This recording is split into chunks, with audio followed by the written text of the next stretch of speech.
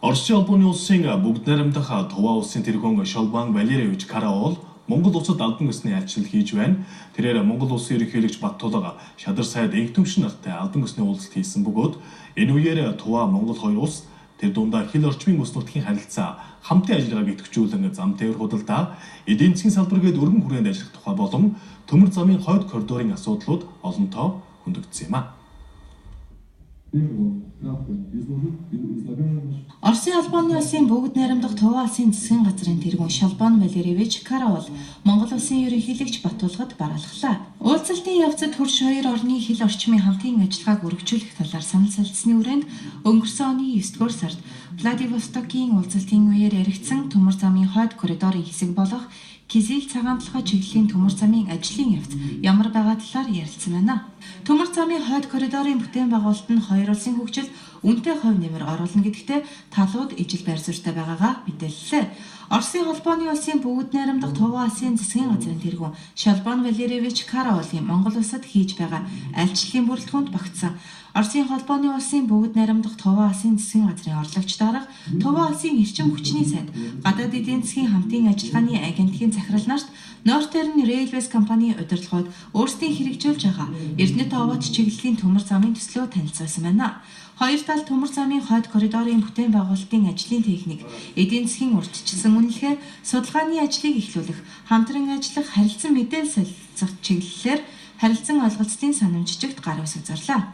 2016 оны Ташкентд болсон 3 улсын ерөнхийлөгч нарын уулзалтаар бид нэр энэ эдийн засгийн коридор хөтөлбөрийг анх санаачлан ялангуяа манай улсын ерөнхийлөгчийн санаачлагаар нь энэ хөтөлбөр бий болсон.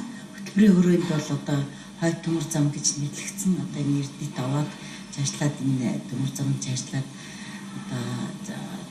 Оросын албаны улсын Туваа улсын цагаан толгой хүртэл ийм үргэлжлэхээр төсөл яригдж байгаа. Энэ төслийн ажил бол нөгөө талдаа бол Курагина хэсэлгсэн төмөр замтай нийлвэл. Энэ хоёр нийлэхгүйгээр мэдээж өрөөгөөж үр дүн гэж байхгүй бол та бүхэн бүгдээрээ мэдчихэж байгаа хаа. Уг төслийн дагуу Оросын талаас Кизил Курагино чиглэлийн төмөр зам, Монголын талаас Эрдэнэт овоотын төмөр зам хоёр талаасаа хэрэгжиж байна. Энэ хоёр төсөл хоорондоо холбогдох нь тус тусын эдийн засгийн үр өгөөжийг ихээр нэмэгдүүлэх их ажил бүтэлтэй юм а. Ингэвэл гурван улсын хоорондох ачаа тээврийн уурсгал асар ихээр нэмэгдэнэ. Оросын холбооны улсын засгийн газарч энэ төслийн цаашдын хэрэгжилтийг сонирхож байгаа. Төсөл хэрэгжснээр хоёр улсын хоорондох эдийн засаг худалдааны салбарын хөгжилд ихээхэн төлөв зөвөх боломжтой юм а. Төмөр замын хойд коридор буюу Оросын албаны улсын Транссибирийн гол шугамын Курагины өртөнөөс эхлэн баригдах төмөр зам нь Туваа улсын нийслэл Кизил хотоор дайрч Орос Монголын хилийн цагаан толгой Арц суур боомт хүрч улмаар Монголын Эрдэнэт хоттой холбогдно. Ингэснээр хил дамжсан шинэ төмөр замын шугам нь өнөөгийн Улаанбаатар төмөр замтай холбогдох төсөл юм.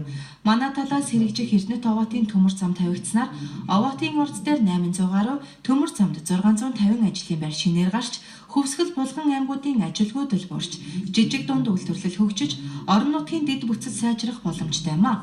Оросын албаны улсын талд ч төмөр зам дайран өнгөрөх Туваа, Хакас, Красноярск зэрэг бүс нутгуудад эдийн засгийн өсөлт нэмэгдэж ажилгүйдэл буурах тооцоо хүлээлттэй байгааг Туваа улсын засгийн газрын орлогч брокерт ярьсан мэлээ.